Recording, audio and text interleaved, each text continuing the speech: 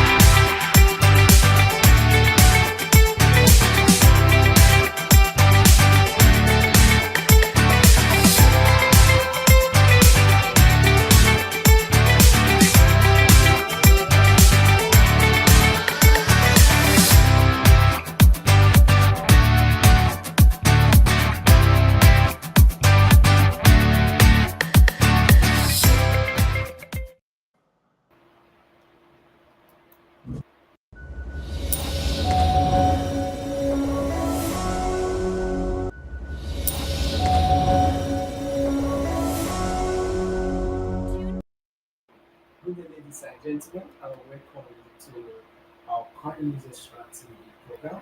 So today we are going to be looking at the recent crackdown on by CBN, the Central Bank of Nigeria, on OTC and P2P exchanges in Nigeria. So we're going to be looking at the way forward. So if you are in Nigeria, most especially, you might have been hearing a lot about what is currently going on. The naira is really depreciating in value against the US dollars. So a lot of efforts are being put in place by the Central Bank of Nigeria to see a way they can fight that. And one of those measures is by it's also affecting the P2P and OTC exchanges of cryptocurrency in Nigeria. Before we have a guest that will be joining us in this conversation, so before we do that, we're going to be taking a look at how the ecosystem has been faring. We see why this is going on in Nigeria. We see Bitcoin also climbing in value. So a lot of things like the crypto market, we are seeing some potential bull run. A lot of things are happening in the ecosystem. Also, to stay up to date with all these and money do well to follow CoinNewsExtraTv across all social media platforms as CoinNewsExtraTv, so you'll be able to stay up to date. Or visit our website at www.coinnewsextra.com to stay up to date. So we move to the conversation proper. So we're looking at CBN crackdown on OTC and P2P exchanges in Nigeria and forward. So we have our guest joining us, Mr. Nathaniel Luz, who is joining us. Nathaniel Luz is joining us for this conversation. He is the CEO of Flincap. It's our pleasure to have you, Nathaniel. Good afternoon, Lee. How are you today? I'm doing great. How are you doing? Yeah, I'm fine. Okay, you see what is really happening, and a lot of things are happening, reactions and mixed reactions from different reporters.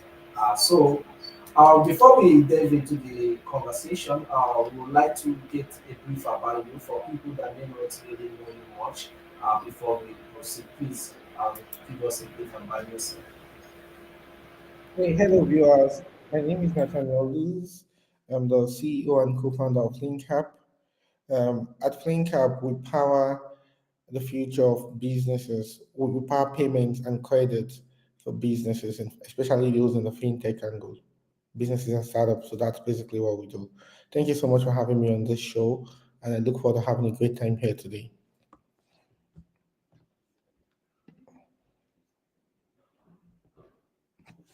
Conversation. We go for a short break. We will return. Please do not go anywhere. We will return. We continue with the conversation. We will be right back.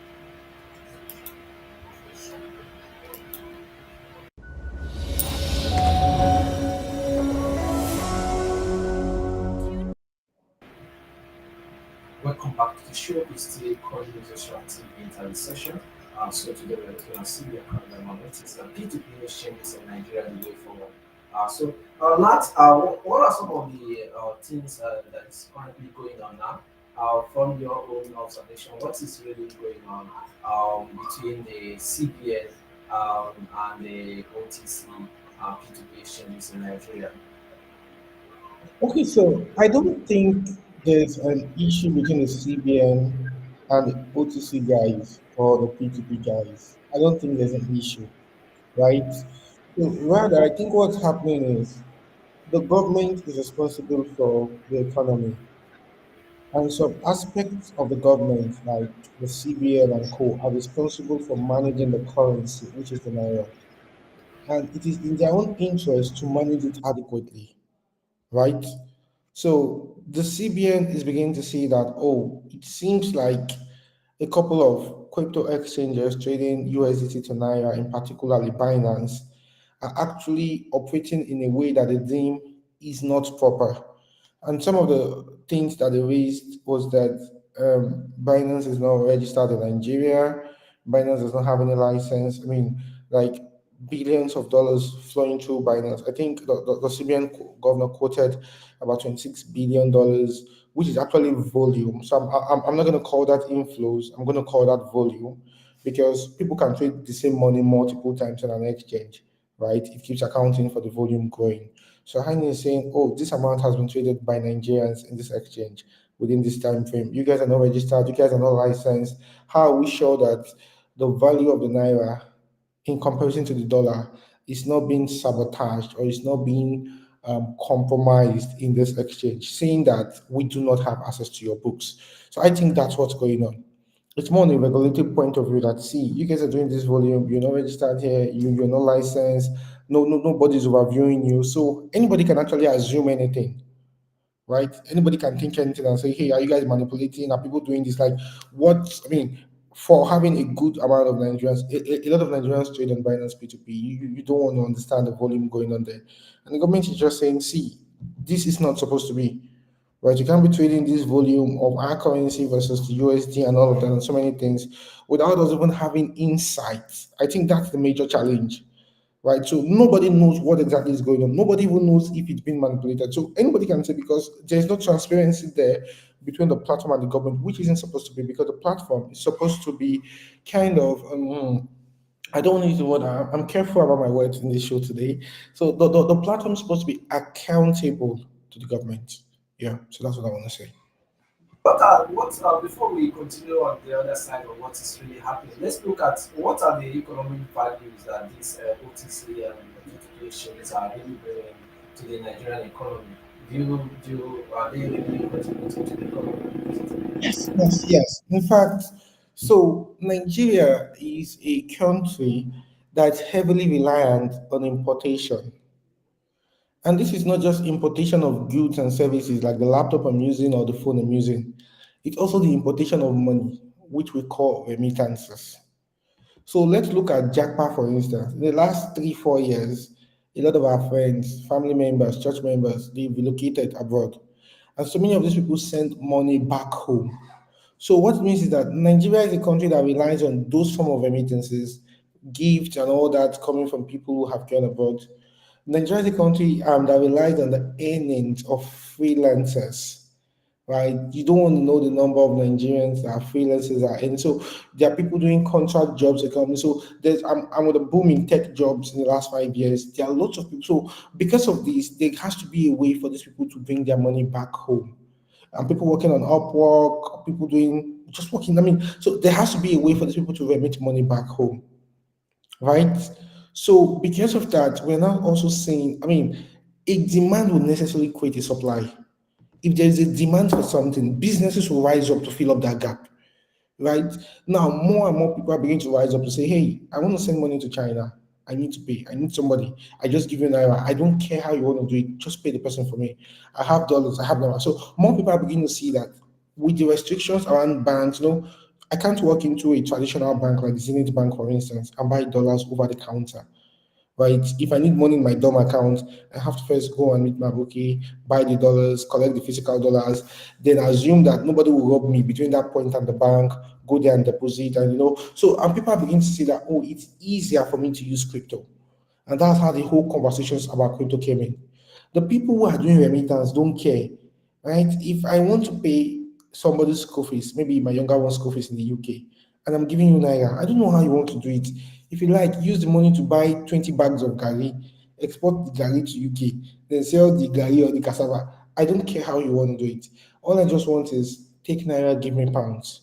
So that has led to a number of people starting their opening their own OTC shops, their own P2P, just trying to build businesses around these opportunities around remittance. Okay, thank you very much for that. I know that when he was speaking earlier, he was already mentioned Japa. For those of us that are not, for people that are not in Nigeria, that don't know what Japa is. Japa is the industries of Nigeria, doing elsewhere constitution, Western countries. Talking about what is really happening. We see naira going up, gaining value, and there's okay. Before that, if you are joining us, watching us, have opinion, because you know, if you have opinion, our viewers will be able to take your opinions around what is not time. You'll be able to utilize or if you want to come up to lend your voice or you want to be on the question or the conversation, you will to do that. If you want to lend your voice, our production team will bring you up. So you'll be able to lend your voice to this matter. So we see the CBN governor saying to $20 million, and we see Naira from $26 running to the Binance, and we also see Naira appreciating in value against the US dollar since this issue between the CBN and the OTC guys started. Do you think P2P is affecting the Naira depreciation? Do you think they are contributing to that? Okay, so looking at this from pure economic analysis, the naira is actually undervalued, right? So generally, we like to think that we are logical people, but we actually make emotional decisions. So even decisions about what do I buy, what do I do, we like to think that we are very logical, but we are actually very emotional, right? So yes, there are a couple of reasons why historically the naira has been falling when you compare the naira to the dollar. And it's not just peculiar to Nigeria. Let's go to Ghana. Let's go to what they call the third world countries, because these countries rely so much on importation and so many things, right? So I'll just run through some of the reasons. People are jackbuying. They're selling their assets in naira to pay school fees abroad to relocate. That's number one, right? Nigeria as a country has loans. It has collected here and there a couple of loans. Companies have collected loans. Government, state government, all kinds of loans that they're paying back, even interest in foreign currencies, right? That's another one. There are issues with crude oil. We have to sell crude oil to pay. There are issues around that highest production output. So there are so many things actually responsible for that. So what people on the street now do is try to make the best use of these things, like try to arbitrage it. So most times you now start seeing emotional traders. I know how trading works, right? People just want to do arbitrage. If I buy the dollar at 1.2, can I sell at 1.4? Right. So ideally, in my personal opinion, I don't think the dollar has any business being above 1,000, and I've stated this clearly.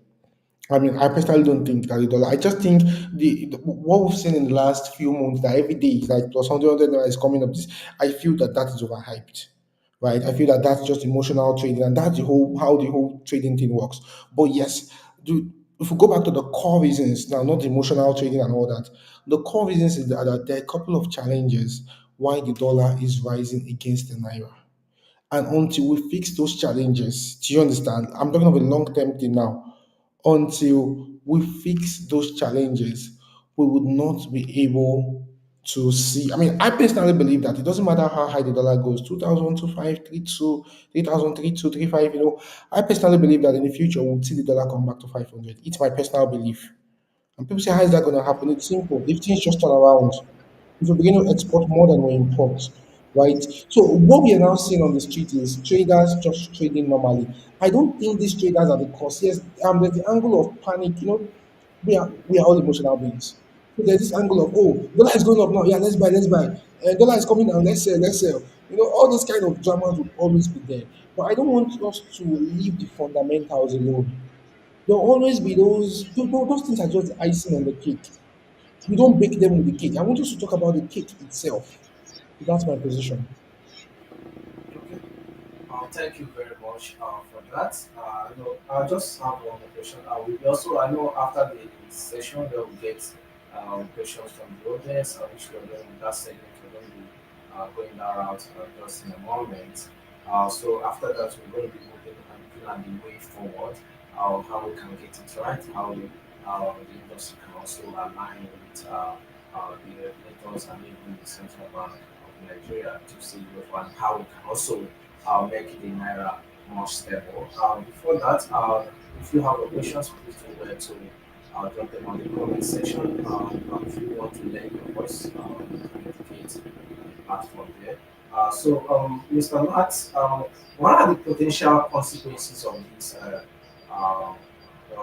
Let's say crackdown on the cryptocurrency ecosystem in Nigeria. What are the consequences? What are some of the things we're going to see because of this?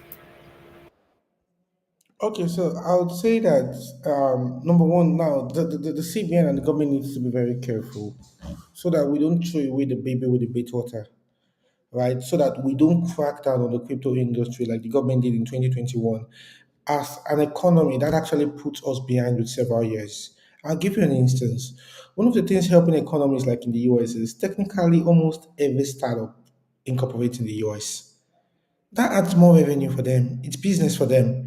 They open the doors. It's what the UAE is doing right now. And you see a lot of people are talking to UAE. They open the doors for business.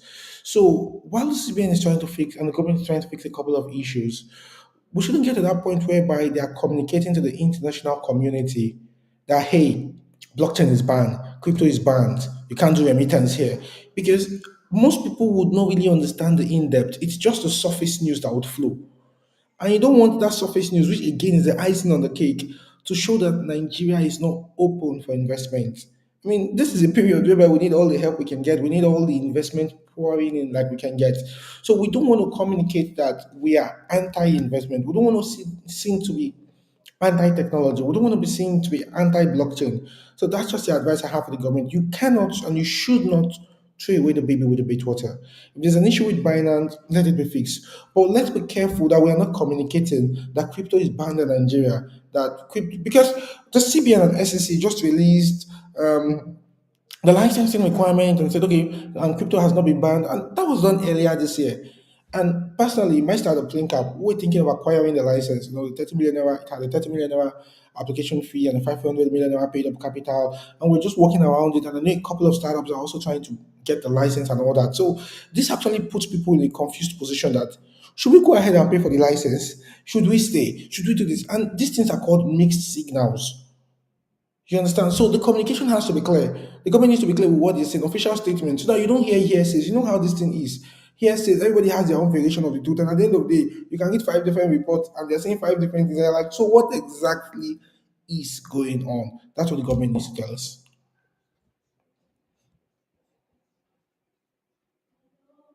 Much so that's contribution and also this is also coming at a point in time which Nigeria is also ranked number one globally when it comes to P2P volume. So let's go for a short break. So we will return. We'll not be taking questions from our viewers, our audience.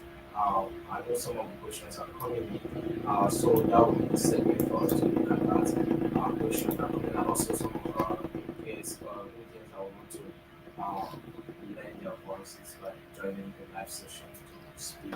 So, do you want to leave a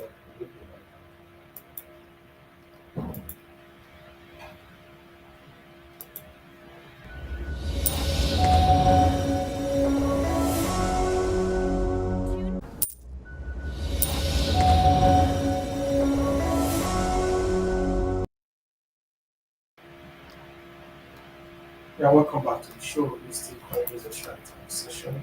We're looking at our CBN crackdown on OTC and P2P exchanges in Nigeria the way forward. And it has really been an interesting, amazing, insightful conversation with Nathaniel Luz. Let's take some of the questions from our audience that are coming in. There are some people that want to lend their voices. I'm looking, we're waiting for my producers.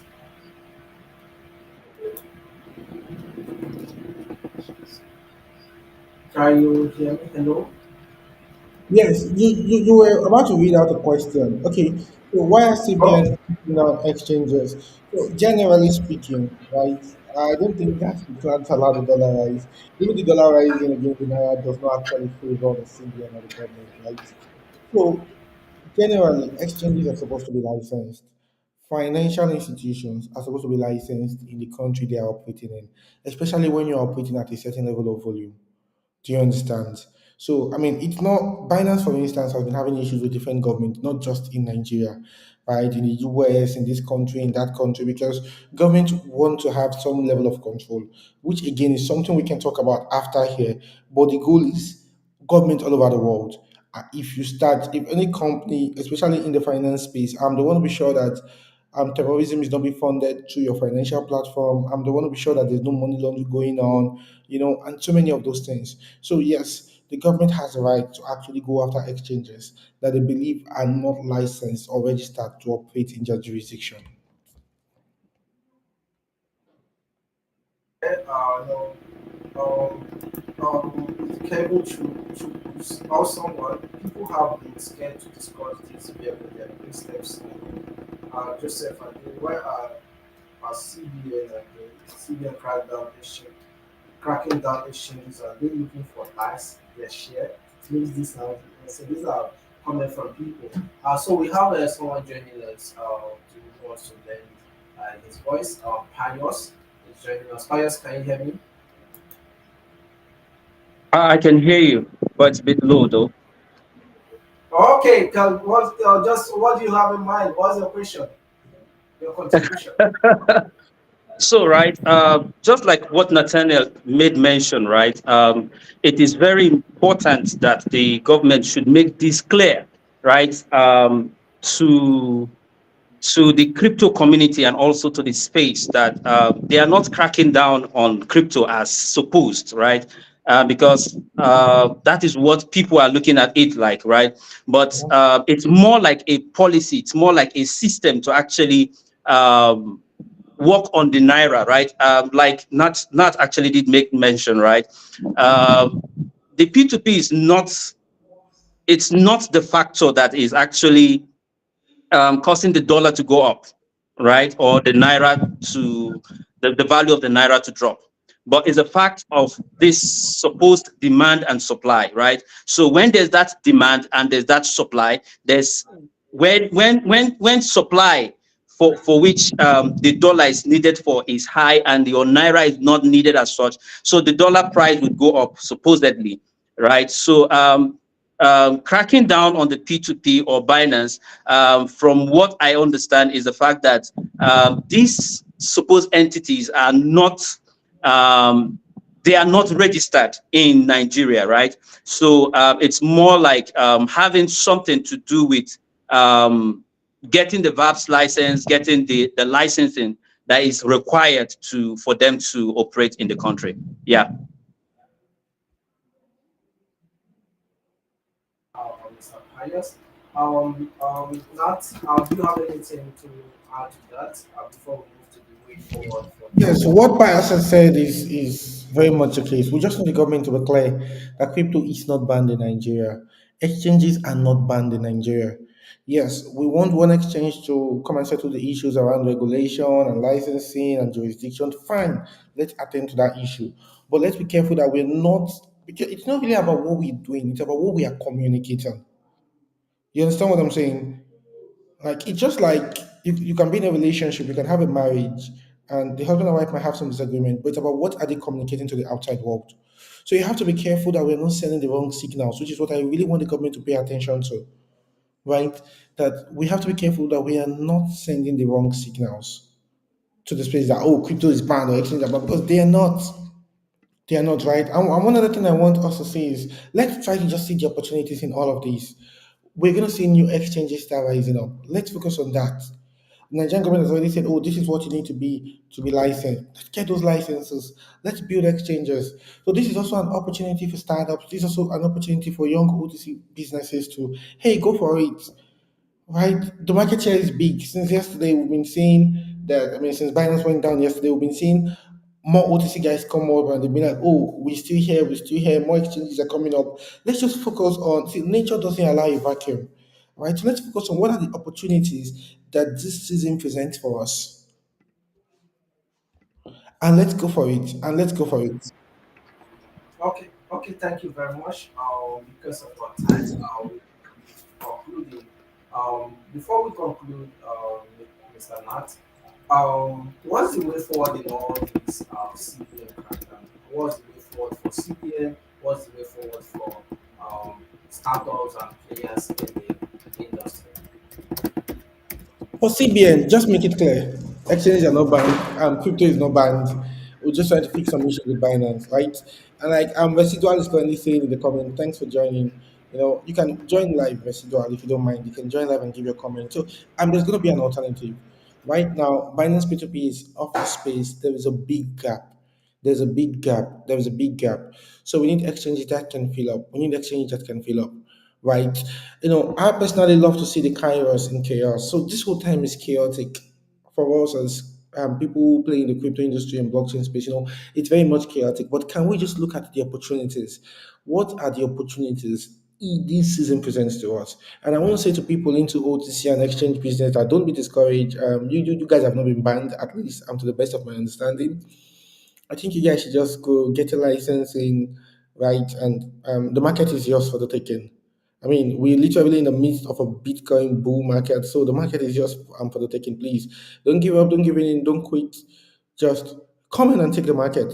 The market is ripe for disruption. I mean, I personally believe, and I've been saying this, in the future, we're not going to see one super exchange. Instead, we'll see hundreds or thousands of exchanges succeeding in the space, right? Because regulation is a very big deal.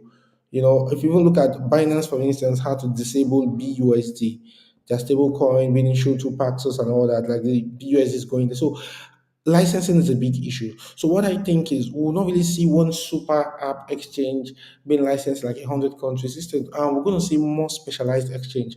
Meaning we're going to see a Nigerian exchange that can serve the need of Nigerians and that can comply with the rules of the regulators in Nigeria. When you move to Ghana, we're going to see Ghanaian exchanges that way. When you move to Cameroon, we're going to see it that way. So I want to say to Nigerian exchanges, it's your time, it's your season, it's your season. I mean, this is your chance. And like my boss Benga Session will say, it's Africa's last chance. It's your last chance to take over the market. So are you going to take the market? The market is just for the taking, but are you going to take the market? That depends on you. And at Flincap, we help provide the infrastructure for crypto exchanges to scale and go global. We provide credit and liquidity. We provide credit and liquidity solutions. We also provide core crypto exchange and banking infrastructure for you. So yeah, you guys can reach out to us and we can help you. Amazing, amazing. That's that's a very nice one from you. Very good advice there. All these things are peculiar to any new technology or new ecosystem because there is no much information or when you talk about some other sector that have stayed for long, there are many of ways these regulators and central banks can go about it. But this niche is still at the very fast stage. My users are telling me that someone is trying to use to make contribution and we're trying to wrap it up. Hello, can you hear me? Yes, I'm with you. Okay, so Okay, okay, someone is joining us. okay, yeah. Okay, I'm trying to confirm if Residual is joining, if someone is joining us, I should just go ahead and wrap it up. Residual, can you hear me? Yeah, yes, I can hear you. Okay, Not please. good afternoon. Okay, good afternoon. What's your contribution? Actually, from my own end, I think the chaos we are witnessing right now is another time for wealth transfer. So we should not fret. We should not run away from this industry. This is the time we should start the ground and try to understand what is really at stake. I want to believe what Nigerian government is actually fighting. We are just scratching the surface. We are scratching the surface. What really is right now, not even a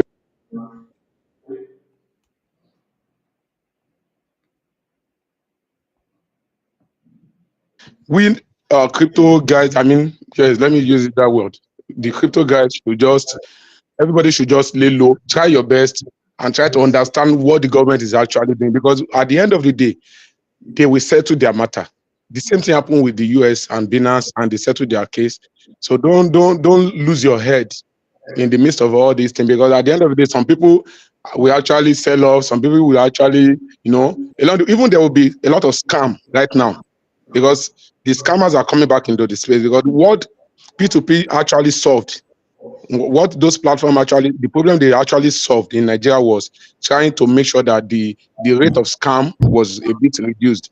But right now, people are coming back. Those guys are coming back. So we should not let that news get into our head. And I want to apologize to, plead with the Nigerian government. They should just try to call for a meeting. We have CBN, we have organizations like that whereby they can try to understand this thing. Why you cannot just go and pick somebody and start fighting. You need to know who you are fighting. You need to know your enemy.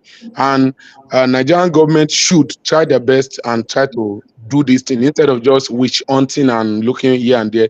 I actually don't have any relationship with Binance, so I'm not speaking on their behalf. But what I feel is, when two relevant are fighting, the grass will actually benefit. That's the situation of Nigeria right now. So that was just my take. Because if I should say other things, I don't know. I might say some things that you understand. You get. So because actually in Nigeria right now, the number of cash in circulation is more than our supply. Is more than our supply. So, and if we are printing more money, there's no way there won't be inflation. There's no way people cannot, we Nigerians, we are even the problem. So there are so many issues. We have diverse of issues that blocking or banning of one platform because they are international platform. The only thing we can do is to just try to drag them in and put a stop on their service. That means by what my other brother just said, like making sure that they are fully registered and operating in Nigeria so that they can be held responsible in case there are other things. But when it comes to manipulation and this, what about our government official? How many dollars are they stocking in their home? Are they not the one empowering these people? Are they not the one doing this money laundering and every other thing? These are the questions we should be asking. We should stop. Nigerians, we are very gullible. We try to follow the news. We follow the news of what they tell us. And we don't know that some people sit down in their corner and create the news that you are following. So we should be asking people the right question. Where is this money? All these dollars, where are they? So what makes the dollar scarce? That now makes us to use our naira to buy. Why would somebody from outside the country be coming into this country and they have to sell our naira to buy dollar? Why will you be spending dollar in Nigeria? Why will you be spending dual currency? Our naira should be what we use to clear custom good and do all these things. Because when I import a car from US and the car is coming down here, I should be able to pay in my local currency so that that foreign company that are bringing it, they will buy my currency with their dollar and bring the dollar to this country. But as long as they have to buy the foreign currency to operate in Nigeria, let me tell you, we are just getting started. I'm not so sorry to say it. We are just playing according to script. So the way forward is Nigerian government should make dollar attractive. Make it attractive. Make Make it dollar attractive. attractive or make naira attractive. Attractive. Make naira attractive. Attractive. That means make it use. The use case of naira right now is just me and you buying something on the street. Because of our time, we have to cut to short there because of our time, so we can proceed and conclude this conversation. It has really been an amazing conversation. These matters arising, the news that is trending now, what is really happening, and it's really affecting because we see that the cryptocurrency and blockchain ecosystem has really grown. It has already also look at what we are also going through in Nigeria. We see that inflation is also crippling in Nigeria. We see the role that cryptocurrency is also playing to caution things. And I know a lot of people are worried with what is really happening. And also, like Nat also said earlier on, so this is a time for anyone taking cryptocurrency to be more careful when it comes to now that these things are coming up, these challenges, people may come up scammers and people will come up with strategies, on this WhatsApp groups and Telegram groups and start doing transactions. When it happens, when you send over your tokens and you're still waiting for naira or any other currency, you wait forever and it's not coming yet. So these are things we are facing. I'm also making arrangements to have conversations with these self-regulated organizations in Nigeria. We are going to be having that this weekend. So thank you very much. What my producers are testifying. So thank you very much, Nathaniel. Thank you for joining us. I really appreciate your time. Thank you. Okay. So do you have any closing remark before we conclude? Yeah, so I mean, I'll just say it's time for African exchanges. It's time for Nigerian exchanges to stand up. So it's time for Nigerian exchanges. We're going to see the rise of Nigerian exchanges like we've never seen before. Prep it. In the next 6 to 9 months, you're going to see more exchanges rising. And I think that's going to be a net positive for Nigeria as a whole.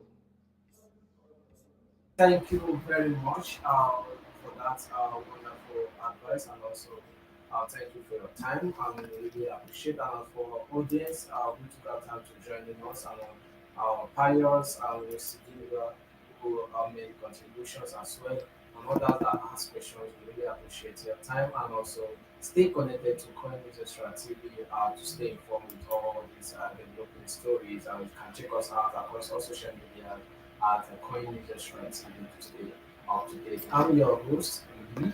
Bye for now. Look forward to seeing you in our subsequent editions. Bye for Thank now. you. Bye. Bye bye.